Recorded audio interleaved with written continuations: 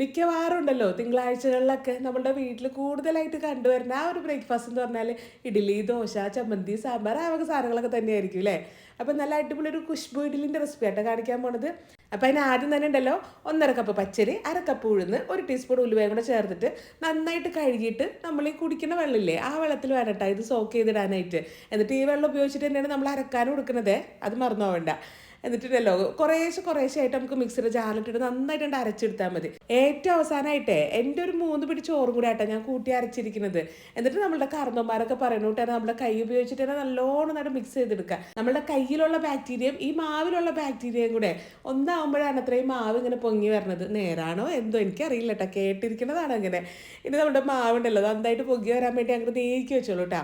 അപ്പോൾ തലേന്ന് രാത്രി ആട്ടി വെച്ചാൽ രാവിലേക്ക് ഇതേപോലെ മാവ് നല്ല അടിപൊളിയായിട്ട് പൊങ്ങിയിട്ടുണ്ടാവും. ഇനി ഇതിൻ്റെ അകത്തേക്ക് ആവശ്യമുള്ള ഉപ്പ് കൂടെ ചേർത്തിട്ട് നന്നായിട്ട് മിക്സ് ചെയ്ത് പിന്നെ ഒരു 5-10 മിനിറ്റ് മാറ്റി വെച്ചിട്ട് നമുക്ക് ഇഡ്ഡലി ചുട്ടെടുത്താൽ മതി. പിന്നെ ഉണ്ടല്ലോ 2-3 ദിവസമൊക്കെ കണക്കാക്കിയിട്ടാണ് ഈ ബാറ്റർ ഉണ്ടാക്കണമെങ്കിലേ എല്ലാത്തിലും കൂടെ കൊണ്ടുപോയി ഉപ്പിടണ്ട കേട്ടോ. നമുക്ക് ആവശ്യമുള്ളതിൽ മാത്രം ഉപ്പിട്ട് കലക്കിയെടുത്താൽ മതി. ബാക്കി നേരെ ഫ്രിഡ്ജിലോട്ട് കയറ്റിക്കോ. ഈ ഇഡ്ഡലി തന്നെ 2 ടൈപ്പിൽ കഴിക്കുന്ന ആൾക്കാരുണ്ട് കേട്ടോ. ചിലവരിങ്ങനെ സാമ്പാറും ചമ്മന്തിയും ഇഡ്ഡലിയും ഒക്കെ കൂടെ കൂട്ടി കുഴച്ചങ്ങോട്ട് കഴിക്കും. ചിലവർ ജസ്റ്റ് സാമ്പാറിലൊന്ന് മുക്കുക, ചമ്മന്തിയിലൊന്ന് മുക്കുക, കഴിക്കാം. ഞാൻ പക്ഷെ ആദ്യം പറഞ്ഞ ടീമിലുള്ളതാട്ടോ, അങ്ങോട്ട് കൂട്ടി കുഴച്ചെട് കഴിക്കുക. അതിൻ്റെ ആ ഒരു ഫീല് വേറെ അല്ലേ. നിങ്ങൾക്ക് എങ്ങനെ കഴിക്കാനാണ് ഇഷ്ടം? മുക്കി കഴിക്കാനാണോ ഇതേപോലെ